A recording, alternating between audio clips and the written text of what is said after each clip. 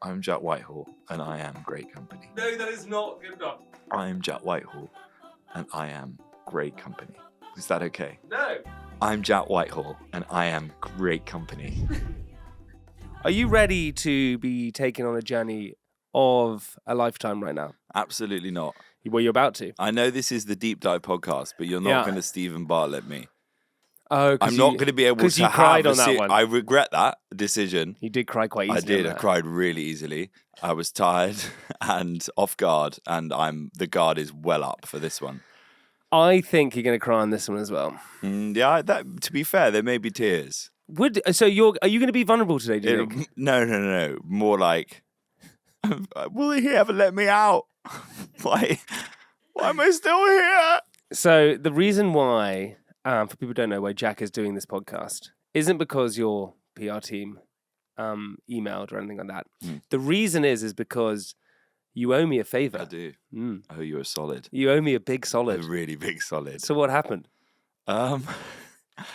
We were at Glastonbury Festival having a merry old time, and it was one of my sort of first weekends away from my wonderful partner Roxy and my beautiful baby Elsie.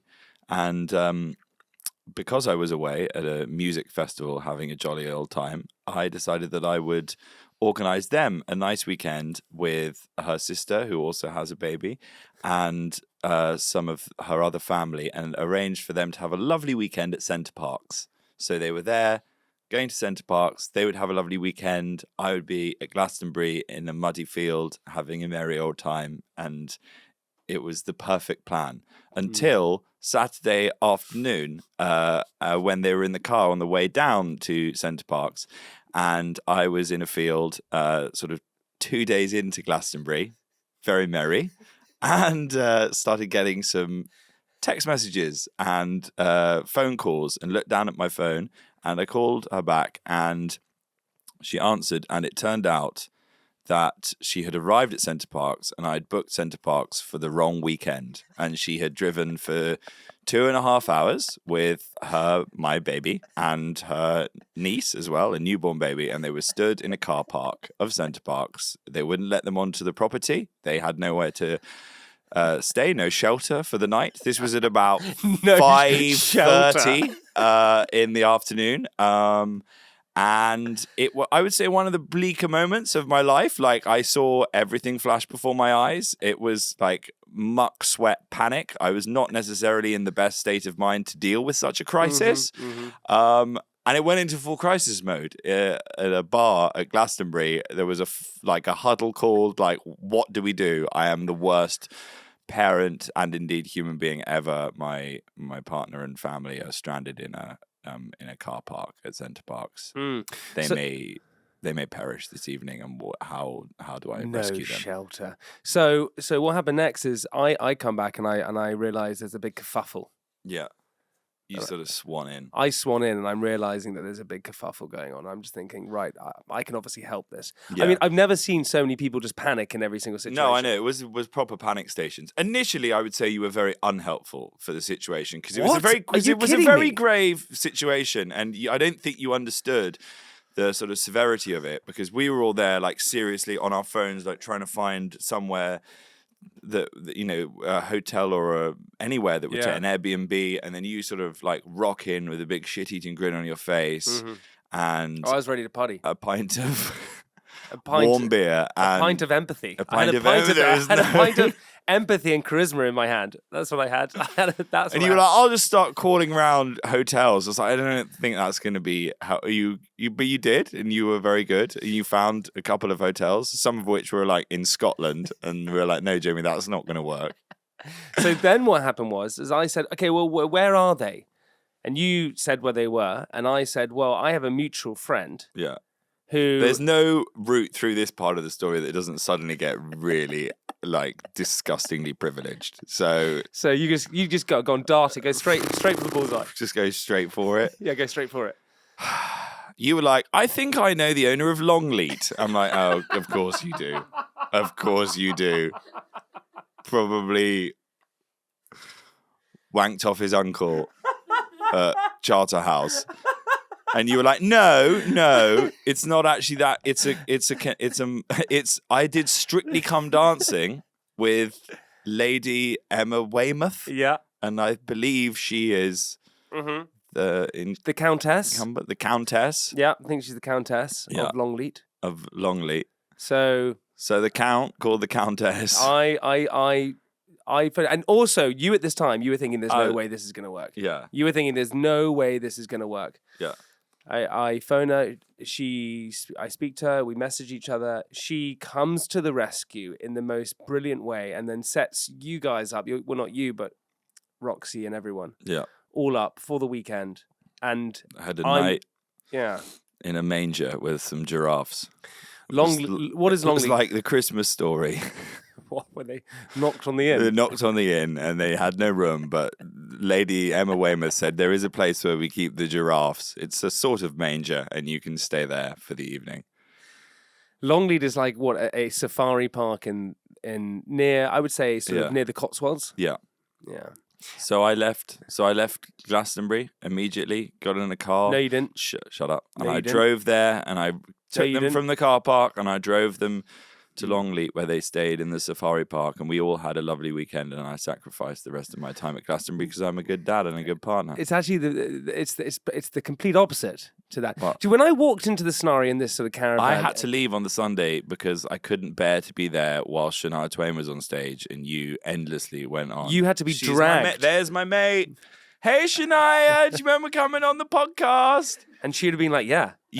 I think Shania Twain's name came out of your mouth maybe 1,000 times on that weekend. Because I know her. And everyone else there. Everyone At one point, you were going to call her and ask whether Roxy and Elsie could stay with her for the rest of the weekend in whatever accommodation Glastonbury had laid on for her. Yeah, I'll just call Shania. You said this to me. You said we were in the caravan, and I said, I think I can sort this out for you. Yeah. You said to me, I will do anything. Yeah. I will do anything. I think I actually said something a bit more graphic at the time. I think you said, I'll give you a blowjob. No. I wasn't going to say. Maybe I would have done that anecdote back in the day with you and Franny Bull on the Private Parts podcast. But not now, not on this. Not on this. No. But I did maybe say I'd go down on you. You did say something. And you said, well, instead of that, yeah, maybe I got something worse than that. I've got something worse than that. Will you come on my podcast? Similar experience to going down on you. And you said yes. That would have been over a lot quicker.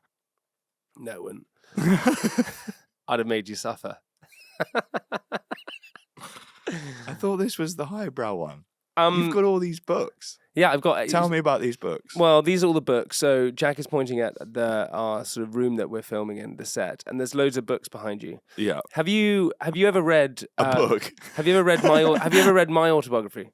No. But why have you not read it? Presumably not on there.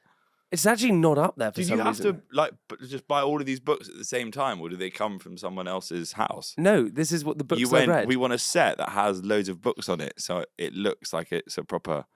Producer Jemima says that we had to buy them by the kilo. Yeah. Oh, that's amazing. How many times have you used the sentence, I know the owner of Longleat? How often have you used that flex? You've been using it probably all weekend, and finally it came good. When you... Swanning into Shangri-La at 4 a.m. in the morning.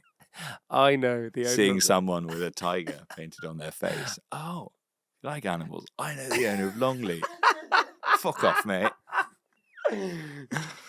Was when you found out you were becoming a dad? Yeah.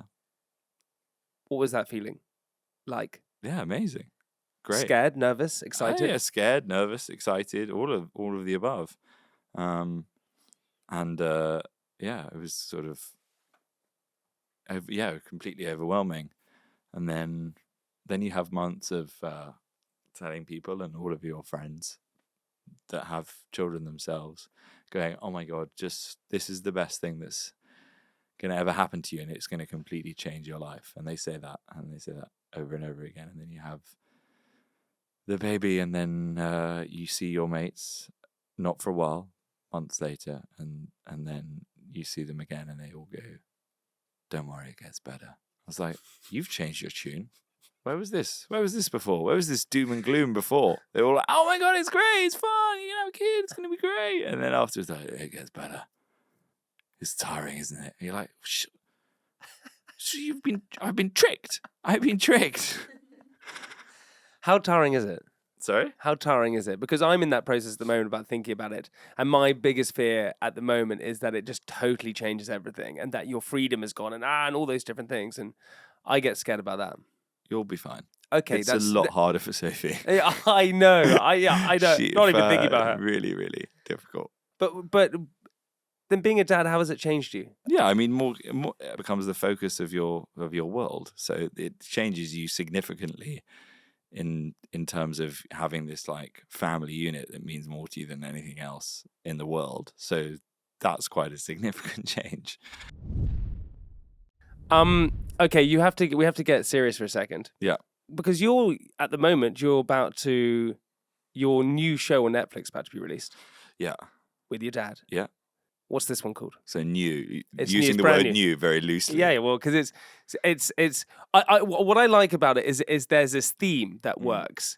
You and your dad go traveling together. And that, Travels with My Father, was an unbelievable series. So good. How many did you do? 4? 5 in the end. You did 5 in the end. Yeah. And now you're doing sort of what you would describe as one sort of final one, really. Yeah. Which is where... Well, you explain it. What happens? I'll tell you, actually how this came about was we'd been talking to Netflix about an appetite to do something again. And we'd had an amazing time doing Travels with My Father. My dad had said that he found actually being on the road quite a lot. And at his age, he didn't think he was up to doing another sort of epic journey across, Southeast Asia or the States. And so he'd need to do something that was a little bit more,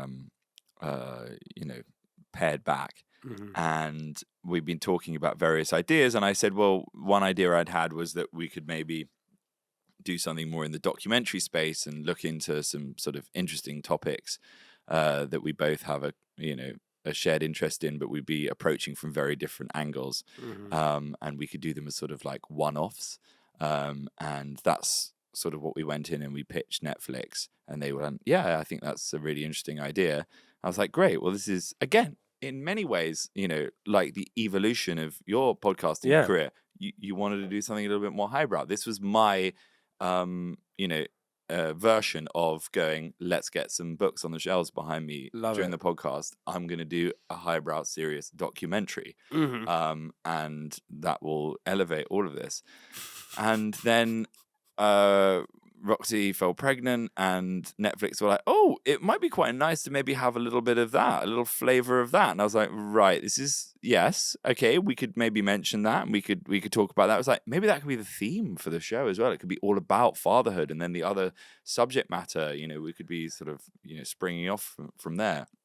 I was like, okay, that's fine as a sort of overarching theme. I was like, then maybe we could film some stuff at the home with you and Roxy. I'm like, is this going to be a reality show? Is that's what you're tricking me into doing? They've tricked me into doing sort of at home with the Furies and the Kardashians, the Whitehalls, and Hillary's in there as well, and Michael's in there, and there's stuff in the kitchen, and we're sort of just chatting around the house, and I'm like, what? This was meant to be like really like. I wanted to be like Brian Cox, and now it's gone like very ITV very quickly.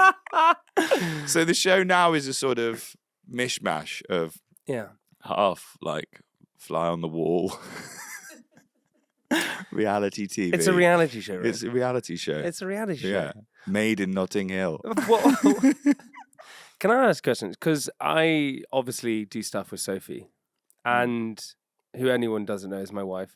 And look, there's really great things about it, right? Because you know each other so well, and it's fun, and you can riff with each other, and that's a really great thing. The negative is that we're married.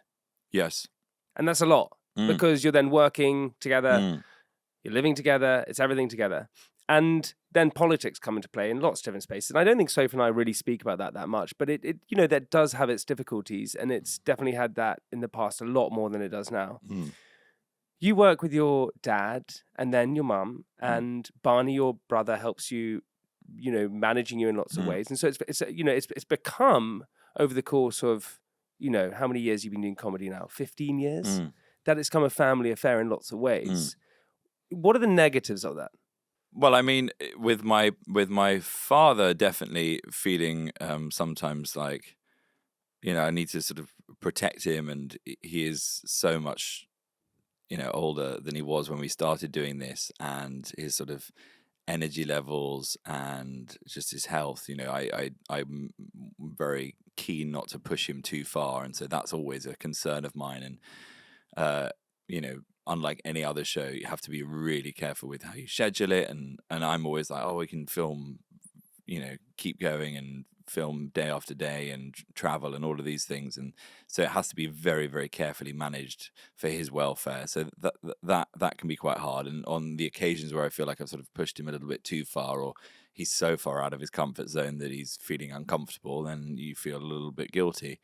So that element of it is hard. I suppose with family, it means that you can lean into stuff much easier, but then you would probably have more arguments. Yeah, we don't really have arguments, but you certainly end up stressing about things that you would never stress about were you filming a normal show with a fellow professional. The whole filming process of doing stuff with my dad is all about where he's going to be able to have lunch, and that will be the whole focus of the day. Is not the content or the person that we're interviewing or researching any of it or worrying about how a scene is going to work. It will all be about whether we can finish in time to get him to a restaurant at 1:00 where he can eat some decent food and have a glass of wine and then have an hour off. And if he's had a decent enough lunch and has been given some alcohol, then he might be willing to do a couple of hours in the afternoon before he then finishes at 5 and returns to a hotel, which again, there will have been extensive discussions about the quality of the hotel and whether it is going to be up to scratch. Because if it isn't, then you might as well write off the following day, because the whole day will be spent complaining about the hotel that he's had to sleep in and the lack of a decent lunch the day before. And that whole thing is that. And you got to, because I know Michael very well as well. That is actually what he's like. What you see on the show, and typically with reality shows or entertainment shows or shows which sort of show your personality, they're kind of sort of volumed up in some sort of ways. Michael is pretty similar. Yeah, he's very similar. He's very similar to what he's portrayed on the show. And sometimes you get that sweet spot. Have you ever seen the footage of those Russian bear tamers? It feels like that. It feels like very high stakes. And sometimes is he the bear or the tamer? He's the bear. Okay, I'm the tamer. Okay, got it. Yeah, again, ethical questions about whether I should be taming a bear. But as the bear, sometimes he performs, but there's always the fear that he's going to turn on his tamer and rip him to shreds at any moment. And I feel like that every day when I'm filming with him. I'm only one prod away from having my face ripped off. You guys but you know this, but for people who don't know, as a combo, it's such a great, it feels like a very strong modern comedy act, father and son, in a great way. And still, one of the scenes that lives completely rent-free in my mind is when you're on a train and the steward comes in and what? Will you explain it? He comes in and he introduces himself as the steward, and Michael goes, "Oh, thank you very much, Stuart." His name is Stuart. No, he's not called Stuart. We're in Vietnam. Does he look like Stuart? Oh, I thought he'd introduced himself and he was called Stuart.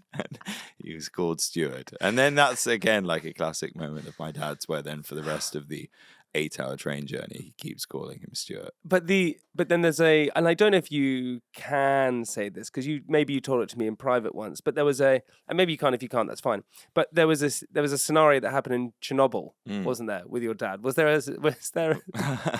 Yeah, I mean, that was one of those moments where I did feel like I'd pushed him too far, and he'd been traveling for hours, and it was a really hot day, and he was very dehydrated. And he had a sort of bit of a medical emergency at Chernobyl. In the forest, woodlands of Chernobyl as well. And we were in a van, and he had to pull over and had a bit of an explosive diarrhea situation. which culminated in me and Michael in the woods. And me having to hold him as well, because you can't lean on anything in Chernobyl because everything's radioactive. And they keep telling you that when you enter, don't touch anything. So I had to hold his hands and cradle him in my arms as he shat onto the forest floor. And that was the moment where I was like, I think this has gone too far now. This is a great it's so image in the world. I know, where it's scarred onto my memory. This is so undignified. That's what he said. I always remember it. This is so undignified. And there was a dog as well, because there's feral dogs at Chernobyl. So there was a dog trying to get at the shit. I was genuinely, I'm holding him. A situation is happening, and I'm also trying to shoo a dog away. Out of all of you guys, why do you laugh at that? I just thought of something that he did on Friday that made me laugh. Because he cracks me up, and we do share a very, very good sense of humor. I would say, as you've met him, his sense of humor is quite is dry. It's quite at times quite caustic. It's probably not particularly politically correct as well. So there's always the slight fear, not with the Netflix show because you can edit the Netflix show, but once he's then sort of let loose into the world, there is the fear that because he's an 84-year-old man, that there is a gun, like with a loaded chamber, that could go off at any moment. So he's pretty good. And I think he gets it enough to know that he needs to have some kind of a filter. But he, is definitely capable of making some pretty rogue comments. And we were on the One show on Friday, and he sat there basically in silence. And I was like, okay. So we're going to get the sort of Joe Biden, Michael Whitehall just freezing up on live television, which is fine. I can take that. That's absolutely fine because we're safe when he drifts off and he's not even like engaged in it. But then we were on with the women's football manager, Emma Hayes, who's the coach of the US. She's amazing. Yeah. And she was there talking about her book. At 7:00 on the One show, and at one point she started talking about a study that she'd done into women's health within sport, and she said I did a whole study into the effect of menstruation on female athletes and how their periods affect their performance on the pitch. And I don't know whether it was deliberate, but I then felt Michael just tapping me on the leg, and I just felt him just nudge me with his knee. And I was just like, no, whatever it is, whatever the thought is, whatever you're going to, just don't say it. There is nothing that you can add to this conversation. There's no funny comment. Just sit there and just shush, stay quiet. But like that, like I honestly like heart in mouth going, what was he going to say? Like, what was he going to say on the One show? Having said nothing on the entire show, but the one time he wants to pipe up is when Emma Hayes is talking about menstruation in women's sport. No one wants to hear your opinion on that. I wish I had that Graham Norton lever to just like tip him back on the sofa. Oh, what was he going to say? And he won't even remember what he was going to say now. And it could come out again. Like, well, we're going to be doing press this week. It may come out on another podcast without Emma Hayes there. He might just suddenly come out with a comment about menstruation in women's sport. Oh God, it's good. That's the double-edged sword of working with an 84-year-old. Yeah, but that's the best thing about it, that you're living on the edge. And maybe it was all in my head. Maybe he wasn't even tapping my leg. Maybe it was just a little sort of tremor, or maybe he hears the word menstruation and has a... I think he was loaded, ready to come out with something. The gun was red. The gun was fully cocked, ready, fully cocked, and he was going to think it was going to be genius. Yeah, and also bearing in mind the whole week in the run-up to the One show, every conversation with my mum, with my publicist, with me, had all been about telling Michael not to make any comments about Jermaine Ginas when he was on the show, and it was like that was everything. Everyone was like, "No, don't make that comment." It's like, no, but I thought it would be funny because I could say that maybe I could, host the show and that I would be safe because I don't even know how to work my phone. I was like, no, that comment won't fly. They won't find that funny. Just please, that is like an area that we will not go anywhere near.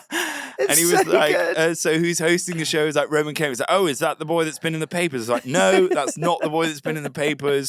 So please don't refer to him as the boy that's been in the papers or make any jokes to Roman about how he's had a scandal. Just don't go anywhere near that. And so you're focused so much much on avoiding that, and then he blindsides you because you weren't expecting menstruation in women's sport to come up, and he's like, right, this is my this moment. is it. Let's pull a pin on the hand grenade. Big segue for you, quickly. You got to give an honest answer. Yeah. What is your biggest fear? What is my biggest fear? Mm-hmm. And don't say Arsenal not winning the league or something Why? lame like that. Don't go. What did Ryland say? I didn't ask Ryland that question. Why didn't you ask Ryland that? Why are you saving it up for me? Because I think with you have to be more direct. Where with Ryland, he gives you the opportunity as Jack is resting his head onto the microphone. With you have to be direct. If I don't ask you a direct question, then you probably won't feel the ease to go into it. Right. Snakes. No, there we are. A direct answer. You can't deny that. I find snakes really scary. Okay, fine. What keeps you awake at night? Thinking. Snakes under the bed. That there might be a snake under the bed. It does not. It does. I get terrified about snakes. Do you ever fear? Come on, what is it? I don't know. Fear. What is there a fear like? I think what I'm trying to say. I think the entertainment industry, right, is one of the only industries that is like you're constantly looking for the next job. You know, if you're a dentist, you've got your clients coming in all the time. Hairdresser, same. If you work in banks or you're an artist, you can kind of you're kind of always waiting for someone, these gatekeepers, to give you your next role. Yeah, and that's quite tough, right? You're only as good as your last show, as your last gig or your last movie, whatever it is. And you know, especially in a time now with like television has changed, movies have changed. I've just seen that Clooney and Brad Pitt, you know, their movie they're doing on Apple, didn't give a theatrical release. And that's huge. It's Brad Pitt and Clooney. Are you kidding me? And so this whole industry is changing. Does that ever put a little bit of like worry in you? As like, it's becoming tougher and tougher, this place. Yeah. I mean, obviously I have a degree of feeling anxious about what the next job will be and whether my next job will be, received well and, reviews and putting yourself out there. So you look at reviews still? But I don't worry about that as much as I worry about snakes. Like, if you ask me which keeps me up at night more, like the career anxiety or the snakes, it would be the snakes. But are the snakes an analogy? Do the snakes represent something else? Oh, there we go. Now we're getting into the subconscious. Who are the snakes? Now we're getting into it. Who could they be? I think that I will leave to our listeners' discretion. Do you know anyone who knows you? And I give you a bit of credit here. Anyone knows you? And we have Toby, who's one of my best friends in the world, who's your brother-in-law. Yeah. He always says you are the hardest working person he knows. And I think that's a sort of idea of, maybe it's a misconception in the entertainment industry that it's kind of an easy life sometimes where you just you go on these road trips, you film it, you have fun, all that kind of stuff. But it's the whole history before that leads to that. You know, you went to Manchester, you left Manchester to study textile. I didn't realize you studied textiles. You studied textiles. Well, I didn't deliberately study Manchester. Why are you studying textiles? I love fabrics. When I saw that, I was like, what? I thought it'd be English or something. I don't know. I know. Textiles. Well, it was meant to be art. It was meant to just be an art course. But it was and then I got there and they were like, the whole first year is textiles. So I was like, not really what I signed up for. But I didn't really want to even go to university. I only went because my mum and dad told me that I had to and that I couldn't just become a stand-up. But that's what I wanted to do. But that's the thing, right? I think the big misconception is, it's not a misconception, but the one thing that you always get, and you maybe you can trample it down, but they always talk about nepo babies and things like that. And because your dad was an agent, there's the misconception sometimes that you're handed things, which is totally false. Yeah.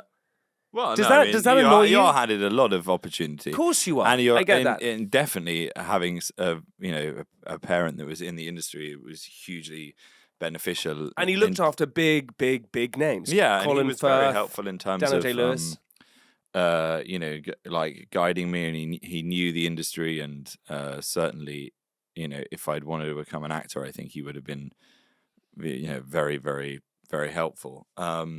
and so yeah, you're definitely afforded a privilege from having a parent that's in the industry, but I slightly he slightly pushed me away from it because he'd looked after lots of actors that had been successful, but he'd also looked after a lot of actors that had really struggled, and so he knew that it was quite a cutthroat industry. So he encouraged me to go to school and wanted me to go to university and get a degree in qualifications. I don't know necessarily in textiles, whether he thought I could then become a weaver or something? I don't know. Whatever you become. You just whittle baskets. No, I think that's a separate course. Is basket whittling.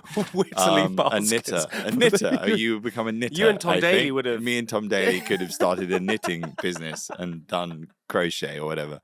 But no, he wanted me to have a more sort of an academic path.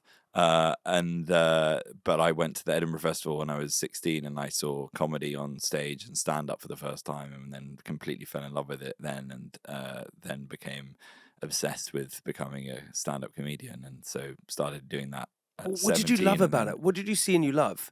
What is it?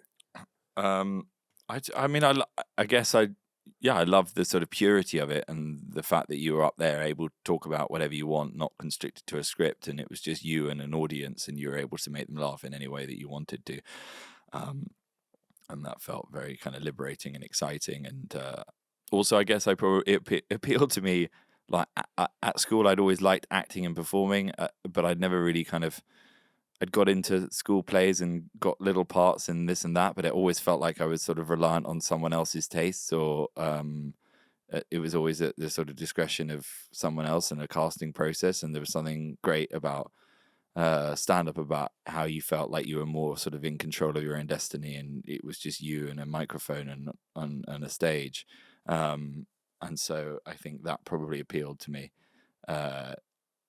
I mean, I didn't realize at that point how hard it was to then get into it and work your way up through the sort of open mic circuit. And I guess coming back to the dad thing, that's the bit that always used to, I mean, I don't really care now, but when I was a bit younger, it used to frustrate me, the nepo baby thing, and, oh, you've only got here because of your dad. And I was like, he's a theatrical agent that looked after a load of old, like, lovey actors in the 80s, and the idea that he could just, like, call up a comedy club in the north of England and be like, hello, my son would like a 15-minute set this evening, if you could just pop him on the bill. And then I would turn up there and I mean, it's the ultimate meritocracy as well, comedy, because you're either funny or you're not. And the minute you step on stage, it's like, you're only as good as your material. And so I learned that very, very quickly, and learned that if you were going to progress through the circuit, you just had to work incredibly hard and keep writing and keep gigging and keep getting as much stage time as you can. I probably did. I always find it an interesting thing, right? Especially going to boarding school, right? You're quite confined and trapped at a boarding school. And so being able to do something completely juxtaposing to that comedy, which is like just yourself, you can do whatever you want. Do you think there's something that with your comedy as well? It's like, I just want to do what I want to do rather than being told what to do. Yeah, I mean, definitely we go to those schools that are very institutionalized, and, there's an appeal to the sort of anarchy of doing something like stand-up. And that's definitely kind of the appeal to doing comedy when I was at school. Anything that I did at school with my friends was always sort of had a sort of anti-establishment element to it. And it was doing sketches or writing a heretic school magazine, or going and doing like performances that we shouldn't. And so, yeah, there was definitely a lot of, I guess, like sort of petty rebellion at the beginning of my comedy career, and that was probably as a result of being at a very strict Christian boarding school. There's lots of things that happened to Jack. Robert Pattinson always got the parts. Yeah. You got rejected from Harry Potter. Yeah. And it is really a hard knock life. I know people have this misconception about me that it's just all been my favorite thing about privilege, but it's really tough when you're losing out on parts to Robert Pattinson. My favorite thing is when you caught your sister Molly having a cigarette. Oh, you love this story, don't you? Jack caught his sister Molly having a cigarette and cried and told his parents. At my friend Freddie Seiborn's birthday, because I didn't know she smoked. And she reminded us of this story recently, didn't she? And I was very much of the opinion that I'm like 15 in the story, but I think I was like 18 or 19. And Molly was like 17, 18. It was way too old for it to be acceptable to cry and then tell. Yeah, there's so many things that I was trying to paint myself as this really cool, anarchic, rebel, stand-up comedian. Yeah, and yeah. Actually, I saw my sister smoke and I cried and told my mummy. Which then reflects quite nice, because when we went to your show with your dad, and there's a very funny video that comes up, which is a very amazing sort of family video, and you're all in the pool, and there's Molly and Barney and your family, and everyone's having a nice time, and suddenly you get out the pool and everyone realises you're 16 and you've been swimming naked. A lot of nudity. Do you think I'm more in line to be Bond than you are? You've had this discussion with me before. What number did you think you were? I think I'm top 1,000. You think you're in the top 1,000 to be Bond? I don't think it's even possible to be in the top 1,000, though. I think they would just end the franchise and the character if they got to you. Do you? Who's 999? Spencer Matthews. I think he's more Bond villain. He's more Bond villain. Yeah. He's more Bond villain. Chasing Bond through the desert. For days? Do you ever get envious of people? That was a weird segue from Spencer Matthews. But I'm thinking about it, right? Because Do you ever get envious of Spencer? Not his marathon running. No. But he's just got so much more endurance than you. No, he doesn't. He does. No, he doesn't. He ran 30 marathons in the desert. You've never run one. If I put myself to it, I reckon I could do it. What? Do you know how hilarious it would be if you did 31? Honestly, can you imagine? It would be the end of the friendship. If you just came out tomorrow and go, I'm going to do 31 in the desert. Although you would probably keel over after the first. Do you ever get envious of people? Because I think the entertainment industry. Obviously. Yeah, so I'd be lying if I said I didn't.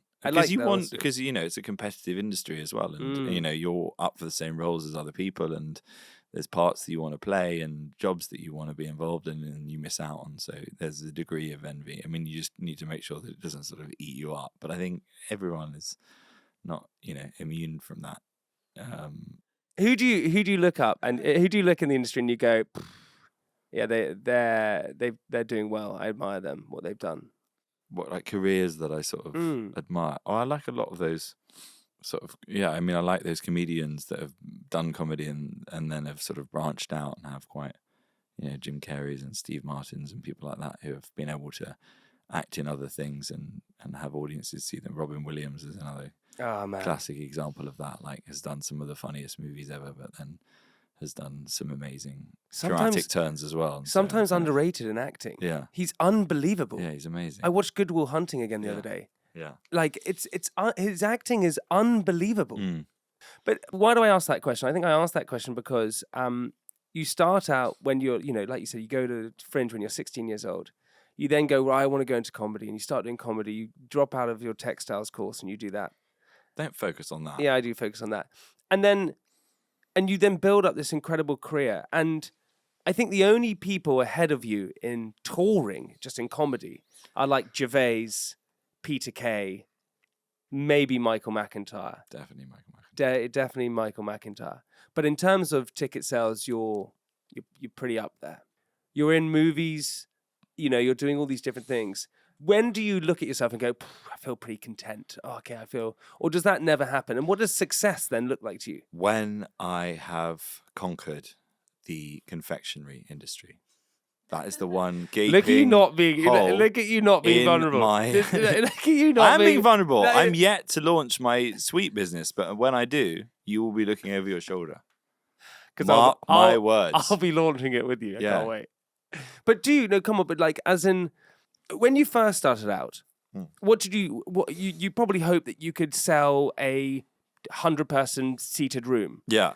And then you start selling out the Apollo, and then you start selling out the O2, and then you start touring the world, and then you'll get, do we ever become satisfied? No, one is never content. That's the lesson that you have to learn, isn't it? That you're never, I mean, maybe you do when you're like old and grey and tired and sat at home and content with what you've achieved and can just sit there and maybe write an autobiography or something and just enjoy your life and your family and sort of a comfortable life at that point. But right now I still feel hungry and, you know, ambitious to achieve more, and I think whatever I do, I'll always be kind of looking at what I can do next and what the next challenge will be. And so yeah, definitely with each of those milestones in my career, I've felt satisfied and felt a sense of achievement, but I've always been looking to what I can do next to challenge myself. And you know,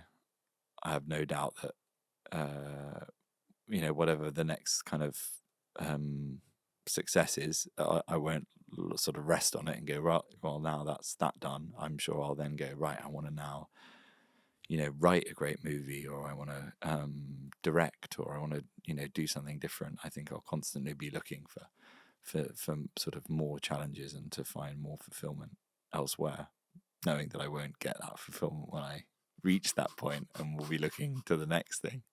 It's never ending, isn't it? Why do you think that drive comes That's from? actually quite. Do you know what? That you asked me earlier, and you tried to deep me, and I, you know, segued out of it. Well, how I've changed, but definitely since having Elsie, I think that is a nice new focus, and it makes me slightly less obsessive about like finding that fulfillment through work and through, you know, achievements professionally. Like I think, you know, coming home to her and Roxy every night is like, there's a satisfaction to that definitely fills a bit of a void. That's what you're getting. That's what you're getting. Welcome to the party. What do you think? But what do you think that void is then? Why is there a void? Oh God, I told you that's all you're getting. You do your comedy, and then you decide to go into acting, and and that's kind of been what you've kind of always done, and you start drifting into it. And you kind of play these roles, which are quite comedy roles. Yeah. You know, you do Jungle Cruise, big, huge movie with The Rock and Emily Blunt, massive.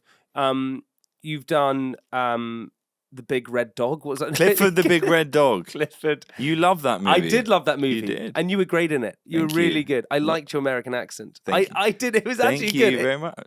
Thank you very much. There you go. It was very good. It's one of your favourite films. I really liked it. And they both successful. Everything's successful. You could have had one of the books on these shelves. Yeah, you know, it was based on a book. I did. Clifford the Big Red Dog. Huge book in America. Big book, yeah.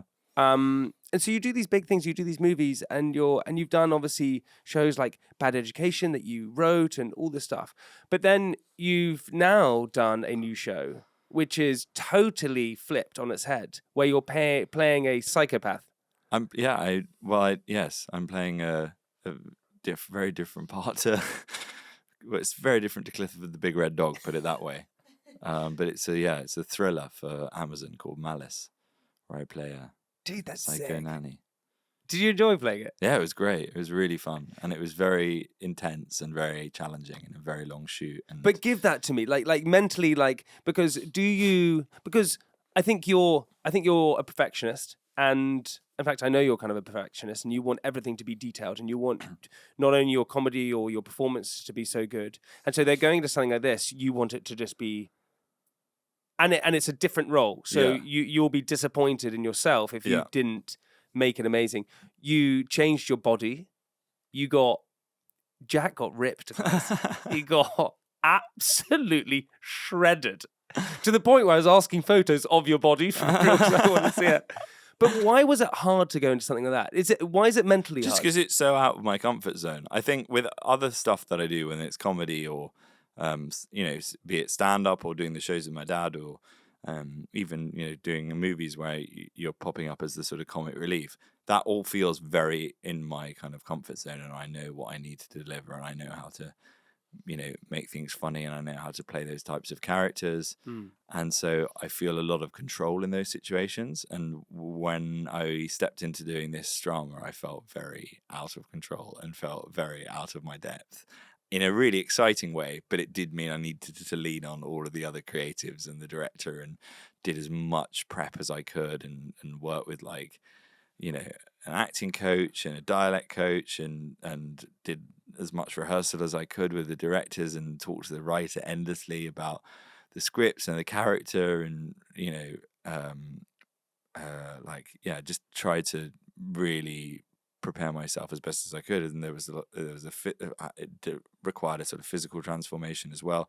It was also the most like capable character I've ever played. I normally play inept characters that aren't good at anything and are sort of clowns and doofuses, and with this character was very adept at lots of different things and had lots of different skills that then you have to learn because you need to look adept at them on screen. So it was just like a lot, and it required a lot of me, and I loved that, and I thought it was an amazing experience to have that kind of challenge and to go into work each day and have to be like really, really focused and really engaged with the material, and it was very rewarding, and hopefully it worked. That's the great unknown as well, is that they've shown me bits of it. I have no idea whether I'm any good in it, because again, I can tell if something's funny. I can't tell if it's, I don't know, Can you not? plausible and engaging So you in can a dramatic way. So you can do stuff and you go, no, that's good, that's funny. That's that's I can sit in entertaining. an edit and I can go, right, we need to do this and we need to do that, cut this, cut that, but I can't. I find it quite hard to watch that back and be like, yeah. I mean, I had to just rely on other people's opinion, but they all seem to think it's good, so that's a good sign. Why do you feel now is the time to step outside your comfort zone and do stuff like that? Because otherwise, you just get stuck doing the same thing, and especially as an actor, you know. But what's wrong with that? Typecast. Well, because you can always do that, and I can always do that, and hopefully, I'll be able to still play, idiotic toffs, even if this doesn't work out for me. I can step back into playing very kind of slightly heightened versions of myself in broad comedy material, but it feels like it'd be great to have the opportunity to try and play some different characters, because it makes it so much more interesting as a pursuit. Okay, last question for you. Ready for this? When is the Netflix show with your dad? When is it coming out? Is that the final question? No, I'm going to ask you. That's amazing. No, it's Tuesday the 10th of September. Tuesday the 10th. Thank you so much. This has been a wonderful it's not yet. conversation. It's not that yet. This is it. So it's out at the moment. So when this podcast releases, it's out. So you go onto Netflix right now and go and watch it. And trust me, it's hilarious in every single way, and you're going to love it. So go and do that right now. Do you think this is the last one with your dad? Yeah, I mean, I think so. I sort of assumed the last time we finished doing Travels with my father that would be the end of doing stuff with my dad, but sort of was surprised by how at 84 he's still full of beans and still, just so with it and like capable, and so partly as a result of that, we felt confident that we were able to do this again, and he's amazing. I'm so in awe of how he's still able to deliver, and he's still so on it and funny and has the energy, and the ability to kind of, because they are hard work, even though it sort of looks quite effortless. I think they do take a toll, and so I don't know. I suspect probably not, just because he's not getting any younger, but never say never. Like, I love working with him. I enjoy spending time with him so much. I love his company, and I definitely feel a sort of pride in watching him work and watching him on screen, and knowing that people love him. That's been one of the weirdest things, is sort of this, like, all my career since I was 17, 18 has been about trying to become a comedian, and trying, which is again like a very solitary thing, and it's like you on stage, you are the complete focus of the audience, and it's as we've touched upon, it's just you up there and them, and it's all about like you making them laugh and you being funny, and it's a very, in a way, like narcissistic like pursuit, and that's been like this focus of mine. And then doing this stuff with my dad, which has sort of been a side project that has taken over everything, I've like slipped into this role of the sort of straight man, and like feeding him and allowing him this sort of place to shine, and he really is the sort of star of that show.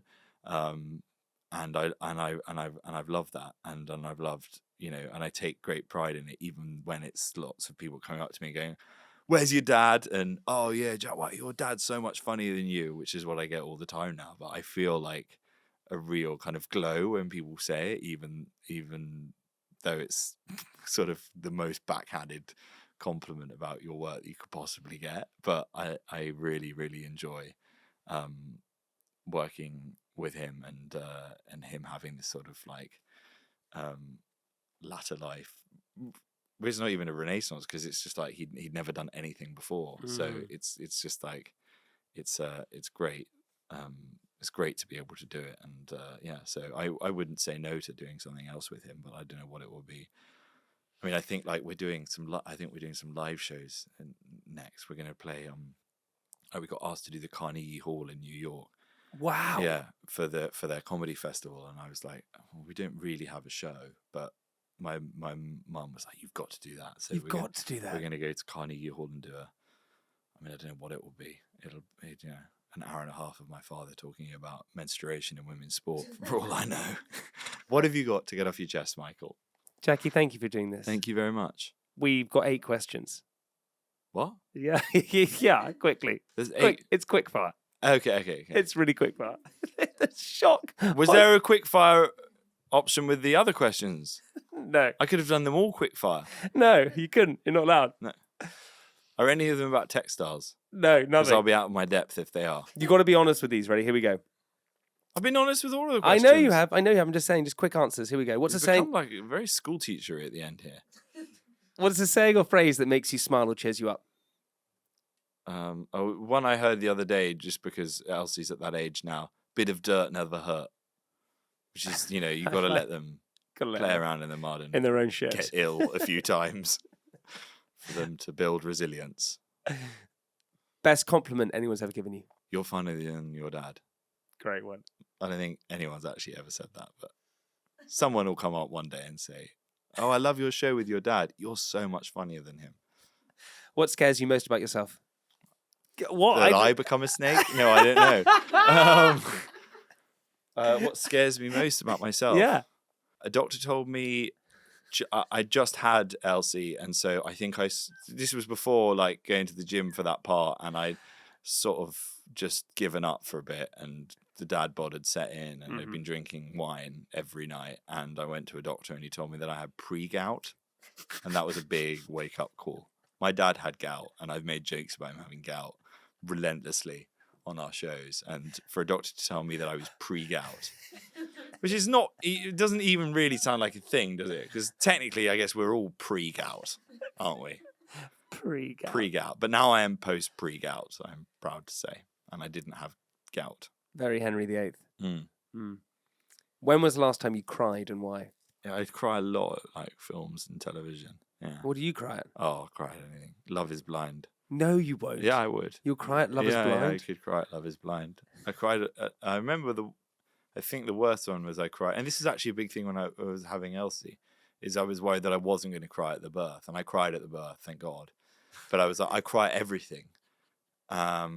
I cried watching an episode of Tipping Point once because she wanted to win money for to go on holiday to Australia to see her daughter who was there, and like Ben Shepherd really built it up, and then she didn't win, and then I was like, she was tearing up and I was tearing up, and this was like a couple of months before Elsie arrived, and I remember watching it and then afterwards going, if I cry at an episode of Tipping Point but I don't cry at my daughter's birth, then I'm a monster. There was a moment, Richard Osman told me that when they were doing £1 Million Drop, there was a lady on it, and she was an older lady, and she built up all this cash. I think she had 230 grand or something left, and she got the wrong answer, and it all dropped. And it was the most upsetting thing. And then the next day, they got an anonymous donation to the lady of 230 grand, and they found out it was George Michael. Really? Yeah. I did £1 Million Drop with my dad, and we won the most money that's ever been won on the show, £350,000. Did you? Yeah, for a charity. That's and insane. At the end of, and he was amazing. He was like, we went on. He was completely impenetrable to any pressure. He just answered every question with conviction. Like I can't wait to watch it. The minute he was asked it, and he just went, "No, it's A, it's B, it's C, it's." And he was so good, and I was like, "Oh God, I don't know, maybe it's that." No, but then again, and I was, in my own head. And he was brilliant, and we won 350 grand. And then afterwards, Davina did the interview with us, and she was, "Oh my God, Michael, you were so good. Like, how are you able to like be so composed during that show? I mean, like most people, like, you know, crumble under the pressure." And he was like, "Well, I guess at the end of the day, it was for charity, so I didn't care as much." And I was like, that's not what you should say after you've just won 350 grand for your charity, for the charity that you're playing for. And he was like, "Well, it's true, but if I was playing for my own money, then obviously I may have got a few more of them wrong when I just said the answer that I thought it was, and there we are." What's something you can't let go of? Probably Arsenal. Yeah, Arsenal, yeah, that's a good one. Yeah, I can't let go of Arsenal, and I can't let go of it sort of slightly ruining my weekend, and I wish, again, like, as we've mentioned, family refocusing what's important to you and what really matters in life, but still going to games and getting annoyed and worked up and sad, and that's quite frustrating. What's something you'd be embarrassed for people to know you like or want? I mean, I think you quite like reality TV. Yes. Okay, I there we think are. you do. There we are. Yeah, I think you really like that. Yeah, I really do. I really like reality television. I do. I like that is genuinely the guilty pleasure is Made in Chelsea, which I will watch. It is. It 100% is. Do you watch it? And it's No. actually because Roxy's pretty open to reality television, but she won't watch Made in Chelsea. I think because she finds it triggering because everyone sounds like my mates, and so I have to watch it when she's out of the house. And it's again like I'm so guilty of watching it that I don't want her to see it on the Sky thing, so I'll have to watch it and then delete the episodes that I've watched, and then not even say that it's a guilty pleasure, but I do watch a bit of Made in Chelsea. Who's your favourite character on MIC at the moment? Do you know any of them? I love, well, I don't know if they're still on it, but I love the like really aggressively schweffy blokes. What's he called? The lifestyle coach. Julius. Julius Cowdery. Get a bit of Julius Cowdery into my veins. I saw him playing paddle tennis next to me. Starstruck. I was so starstruck.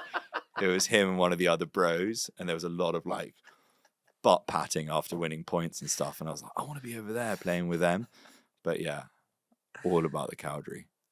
What turns you off? What turns me off? It's just my head now is just full of snake callbacks.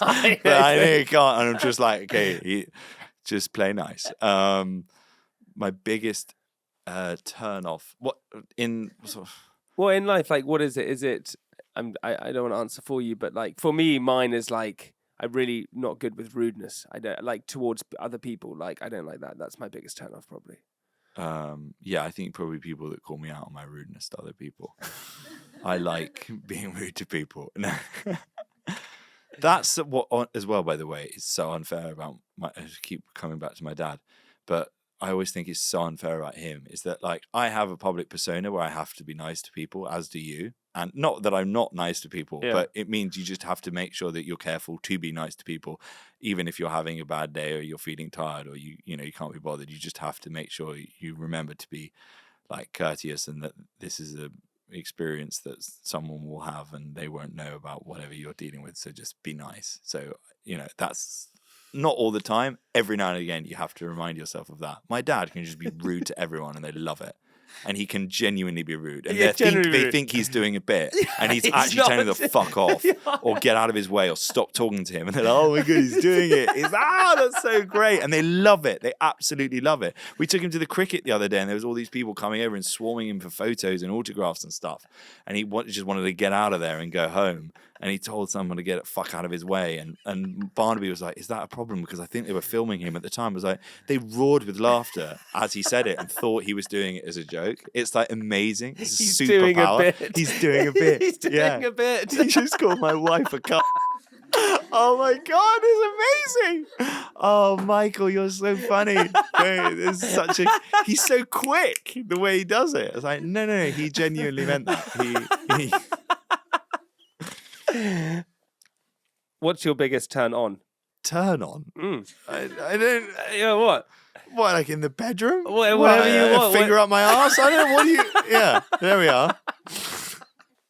There's your clip. I know. Yeah. I know. Have I picked the same answer as Rylan? No. Did Shania Twain say that? What do you like most about yourself? Having a finger up the arse. I don't know. It just sort of feels quite This is the last one. promiscuous. And What do you like most about yourself? what do I like most about myself? Yeah. I mean, in a way, my ability to not take everything that seriously, I do find it a quite helpful way of sort of going through life and being able to laugh at situations.